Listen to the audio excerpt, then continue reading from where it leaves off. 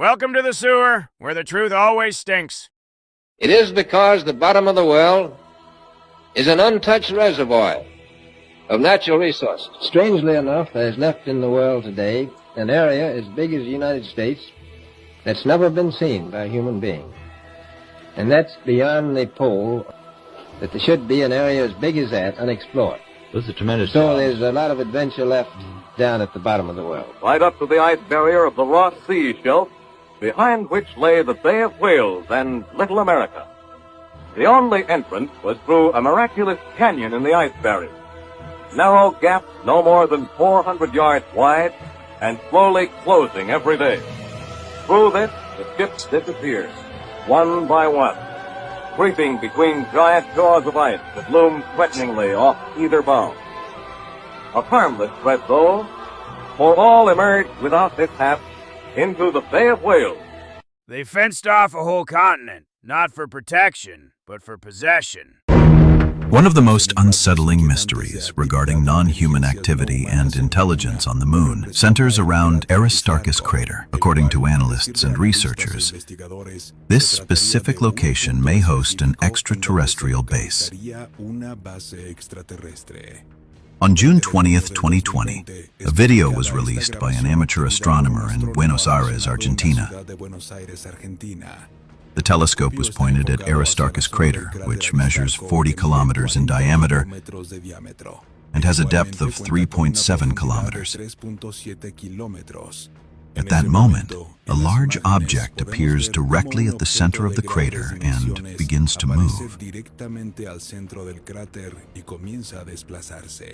The object seems to hover just above the crater's surface before slowly drifting away.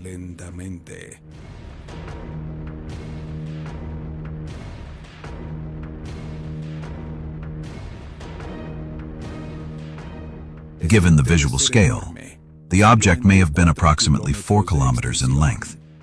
The footage ends abruptly, and what happened next remains unknown.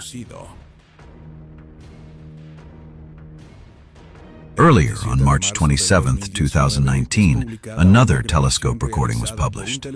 This time, 2 objects can be clearly seen emerging from Aristarchus crater, known as the brightest formation on the lunar surface.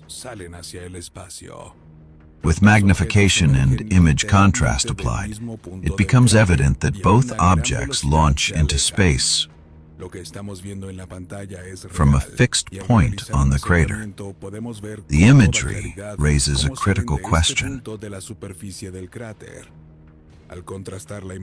What is located inside Aristarchus that allows objects to launch into space? Going back further, on September 15, 2012, additional footage from a telescope recorded multiple objects exiting the same crater at high speed, again heading into space.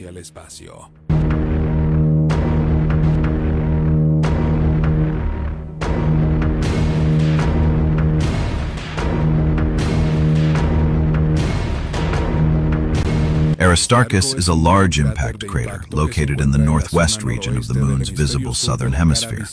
It is considered the brightest of all major lunar formations.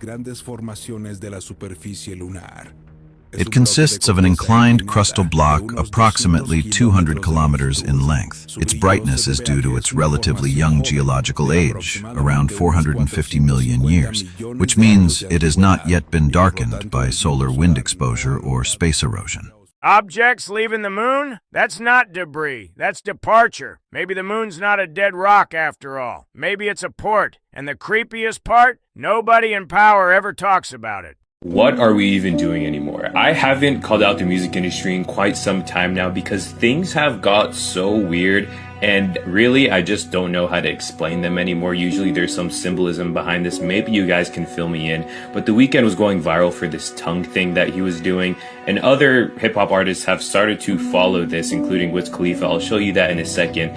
But I mean, the captions behind this are people, they feel very uncomfortable when they're watching this, and to me it looks quite demonic. The Weeknd has been known to have pretty dark looking concerts, especially because his backup dancers are always dressed up in these red robes, and he himself himself is always in a robe as well, so I guess I'm not too surprised. But then I saw a video recently of Wiz Khalifa doing it, and this, I have no comment, but you can tell, of course, the vibe and everything, it's all just red, and he's doing this, and it looks like there's just very dark energy. Nah, hey, don't be late to the party tonight.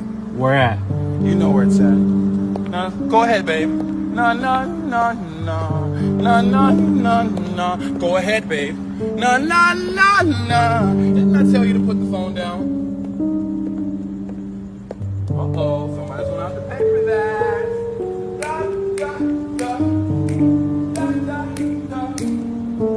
Hey, for everybody coming to the party. Yes, I am serving you.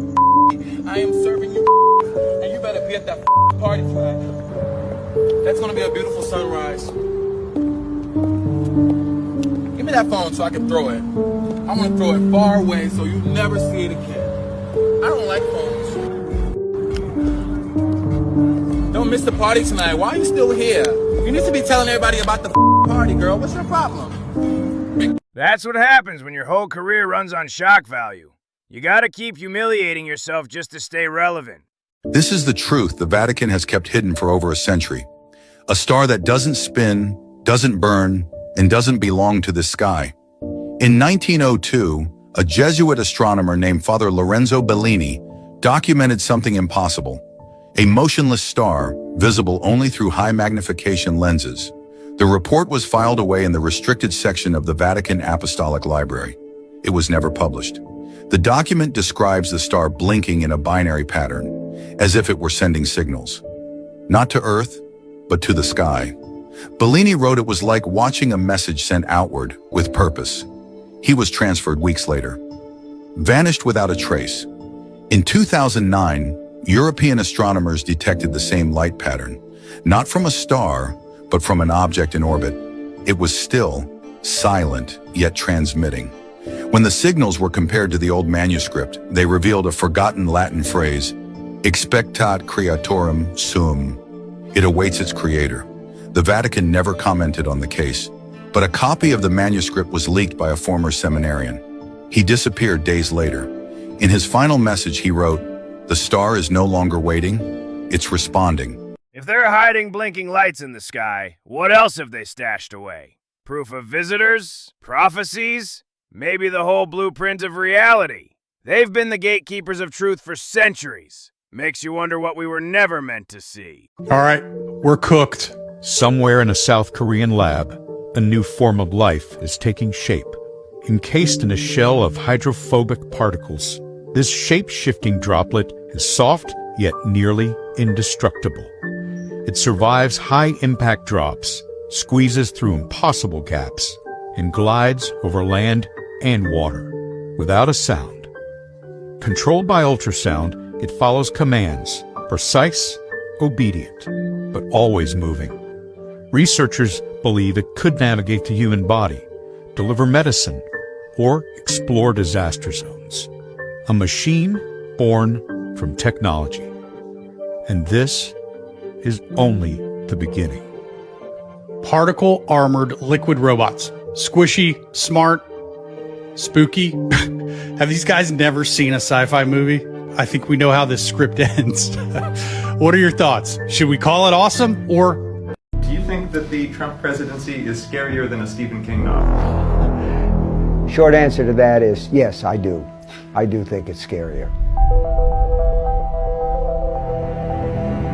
You're not the voice of the people. I am the voice of the people. I will be your voice.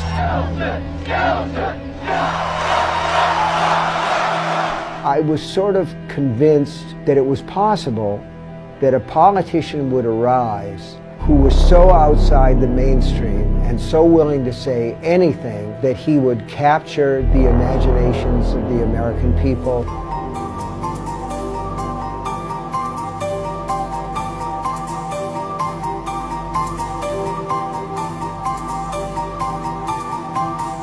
They take him as a joke at first because he has these rallies and he throws hot dogs to the crowd. says, when Greg Stillson's elected, you're going to say, hot dog, we got a real mover and shaker at last. You're going to be so tired of winning. Crazy stuff that nobody would possibly believe, or so we thought, until Donald Trump came along. The man is a clown. He goes charging around a speaking platform like that at every rally. So people want a giggle or two. Even more, they want to thumb their noses at a political establishment that doesn't seem able to solve anything. When Greg Stillson actually gains a following, he has a cadre of bikers who support him. You know, they're tough guys, right? Where are the bikers for Trump? And they're at the rallies, and they're there to make sure that nobody heckles Greg Stillson. Get him out of here! Get out! Knock the crap out of him, would you? Seriously. The man had the high, hard, pumping delivery of a revival preacher. You could see a fine spray of spittle from his lips as he talked. So I announced that I'm running for president. What are we going to do in Washington? Throw the bombs out. A tremendous roar of approval ripped out of the crowd. We're going to drain the swamp. Drain the swamp.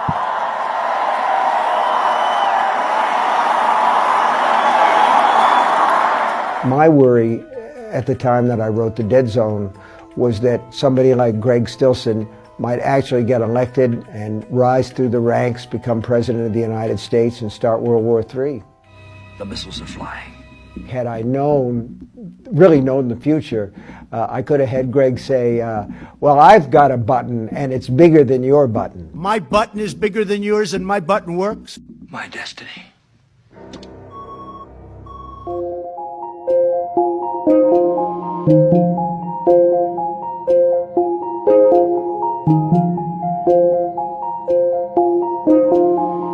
The first scene in the book is Greg Stillson at the beginning of his career, and he's selling Bibles, actually. He's a door-to-door salesman. The Bible!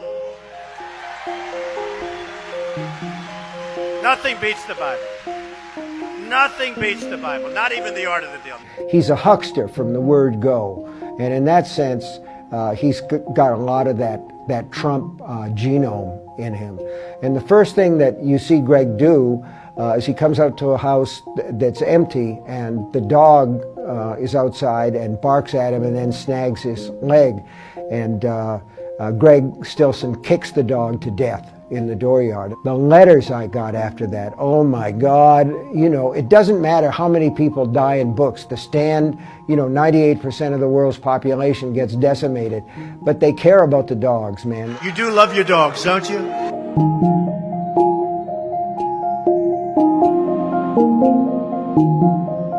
You're the talk of the town. Because I got my head bashed in and I'm still here to talk about it. Because you have power of second sight. You're magic. Like me. I don't know about magic. I always called it The Shining. I don't think that I necessarily predicted Donald Trump when I wrote The Dead Zone. I know that American voters have always had a real attraction to outsiders with the same kind of right-wing America First policy. And if that reminds people of Trump, I can't be sorry, because it was a character that I wrote. It was a boogeyman of mine, and I never wanted to see him actually on the American political scene, but we do seem to have a Greg Stillson as president of the United States. Do writers like King just pick up on the patterns the rest of us miss? Or are they closer to the people pulling the strings than they let on? Either way, when fiction starts looking like prophecy, maybe it's time to ask who's writing the script we're all living in. We are currently living in the shadows of a much larger realm. Look at the comparisons here. The mushroom. Look at the person here. Now, if you think that this is just a coincidental rock formation, then you are a perfect little slave. The evidence of an enchanted, magical, massive forest is all around us. You just need the eyes to see. I say it all the time. The eyes are useless when the mind is blind. It is all around you. This has been spoken about in religious texts across all of our cultures, been depicted by our ancient ancestors. They talked about stories with the giants, the Nephilim, dragons, all sorts of mystical creatures. Look at this. The evidence is right in front of your face, guys. This realm used to be massive. It used to be beautiful. The tree of life at the center, the magnetic center of our stationary Earth, cut down by our predecessors. Our history is far from what most people think, and it is definitely not even close to what we have been told. The real answers to everything lie within us. And don't forget to like, share, and follow for more hidden truth. Peace and love. If these really were once mushrooms, then how much of Earth's history have we misread? Maybe we've been walking past the fossils of ecosystems so alien we can barely wrap our heads around them. They tell us dinosaurs ruled the planet, but what if they weren't the only giants? What if the whole food chain was something we can't even picture today? And here's the question. If life could grow to that scale once, what kind of atmosphere or conditions made it possible? Could it ever happen again? Or are we just living on the ruins of a forgotten world? Who are they? The Knights Templar. This ancient organization, knee-deep in the mist of history, is assumed to have been established around 1119 AD in Jerusalem. The French knight and nobleman Hugh de Pont saw a need to protect the pilgrimers arriving in the Holy Land. The king of Jerusalem at the time, Baldwin II, loved that idea, so much that he gifted the Templars a piece of his palace right at Temple Mount. Now, the mainstream narrative sees the Knights Templar as a simple army of the church that beat Christianity into people. However, it goes so much deeper than that. They didn't even see the same importance to Jesus than the church. They found St. John the Baptist to be way more important, as he was the teacher of Jesus. And besides that, they built their monuments on pagan ritual sites, worshipped different deities, and even established one of the first financial institutions. They gave out credits to kings and other noblemen, which also led to their downfall.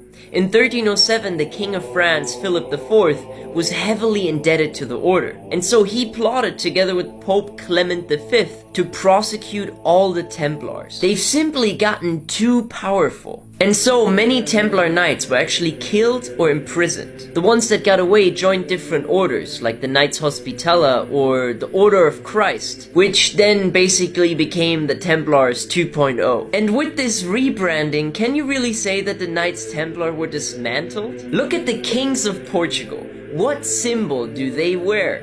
And the sails used during the Age of Discovery. I do not know if that had anything to do with nations. Portugal and Spain didn't like each other, yet they used the same sails for their discovery missions. Christopher Columbus is Italian, yet he sails for the Spanish crown. As always, embrace the uncertainty. Study the outer, learn about the inner. And have you ever asked yourself the question, в западных элитах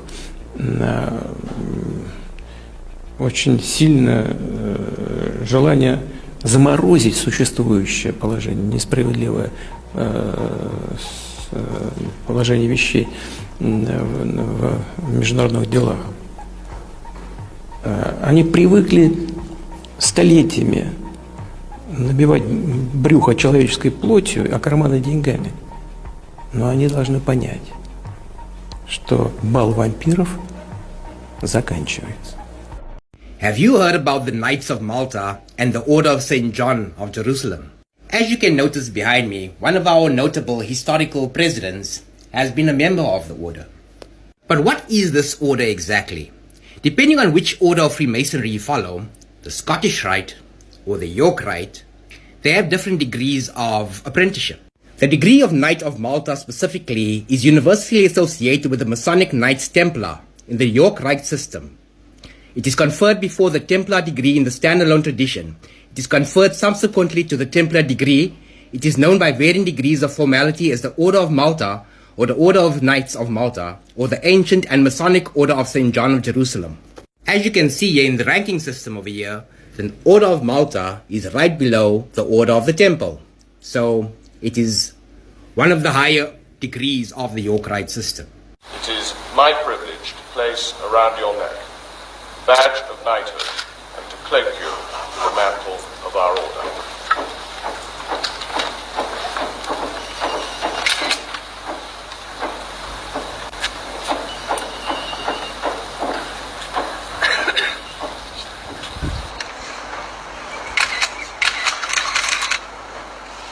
Your Royal Highness, the Grand Prior. Your Royal Highness, the Duchess of London. Representatives of the Priory for South Africa of the Order of St. John's. On behalf of Her Majesty, the Sovereign Head of the Order, I welcome you to the Order.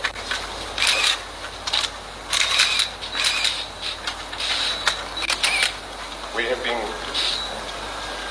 been greatly encouraged by your acceptance of the honor to become a Knight of the Order, and your appointment has been received with great enthusiasm in Grand Priory and in particular amongst our membership in South Africa of some 900 members of the Order. I'll never understand why regular people worship celebrities or politicians. You don't climb that high without shaking hands in dark rooms. And that's today's dose from the sewer. Catch you in the next one.